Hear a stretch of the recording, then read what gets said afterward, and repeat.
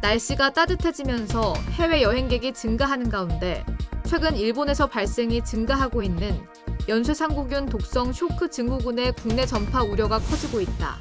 초기 증상은 가볍지만 순식간에 침습적으로 악화할 수 있는 연쇄상구균 독성 쇼크 증후군에 대해 순천향대 부천병원 감염내과 박성희 교수의 도움말로 알아본다.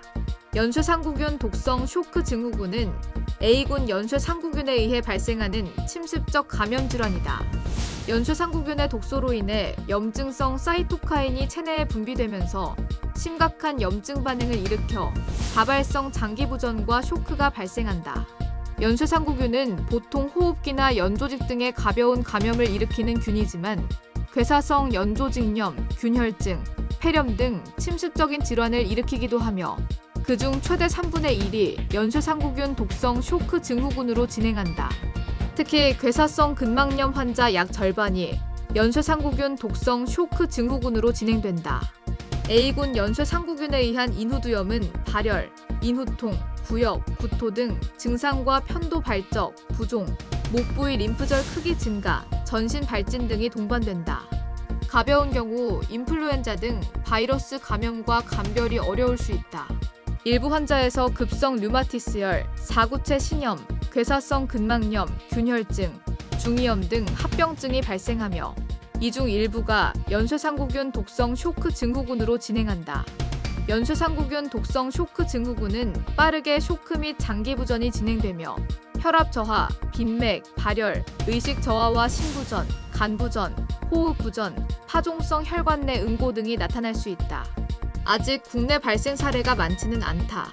동일한 원인 병원체인 A군 연쇄상구균에 의한 성홍열 국내 환자는 2023년 810명으로 매우 낮은 발생률을 보였다.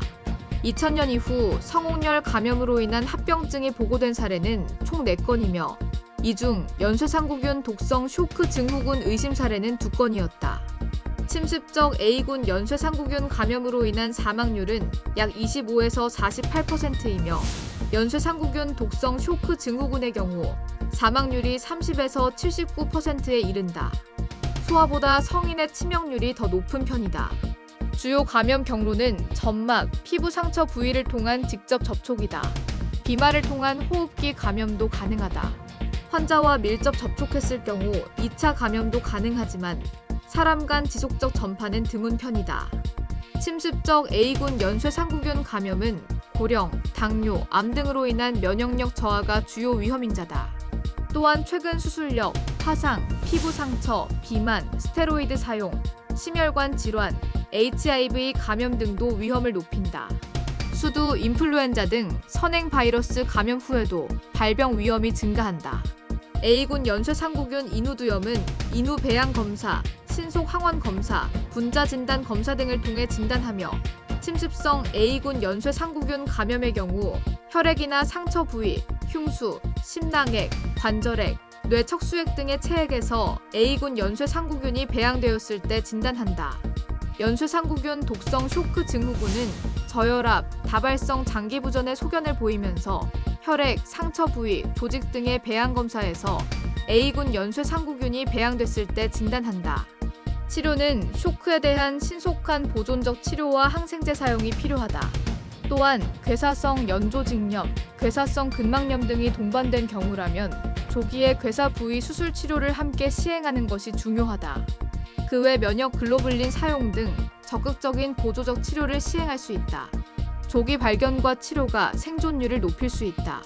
A군 연쇄상구균 백신은 아직 개발되지 않았으므로 균에 감염되지 않도록 감염 예방 수칙을 잘 지키는 것이 중요하다. 기침 예절 실천, 올바른 손 씻기, 씻지 않은 손으로 눈, 코, 입 만지지 않기 등이다.